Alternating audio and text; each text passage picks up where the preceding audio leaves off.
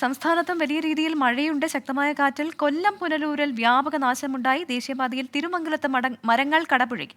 വിവിധയിടങ്ങളിൽ KSEBയുടെ വൈദ്യുതി പോസ്റ്റുകളും ഒടിഞ്ഞുവിട്ടുണ്ട്. EV ജയശങ്കർ കൊട്ടാരക്കരയിൽ നിന്ന് ചേരുന്നുണ്ട് ഒരു വിവരങ്ങളുമായി.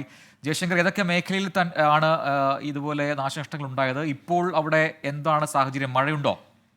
അതായത് ഇന്ന് വൈകിട്ടോടു കൂടിയാണ് ഇത്തരത്തിൽ കൊല്ലം പുനലൂർ പ്രദേശത്ത് വ്യാപകമായ രീതിയിൽ കാറ്റടിക്കുന്നത്. വലിയ ശക്തമായ കാറ്റായിരുന്നു ഉണ്ടാകുന്നത്. ഈ കാറ്റിൽ വീടുകൾക്ക് മുകളിൽ വ്യാപകമായി മരം കടപുഴകി വീഴുന്ന ഒരു സാഹചര്യം ഉണ്ടായി.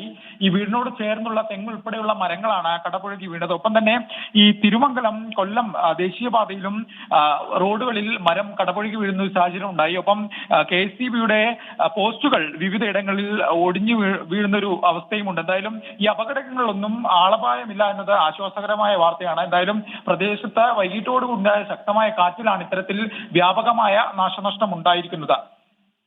ശരി, EV ജയശങ്കറാണ് കൊട്ടാരക്കരയിൽ നിന്ന് വിശദാംശങ്ങൾ നൽകിയത്.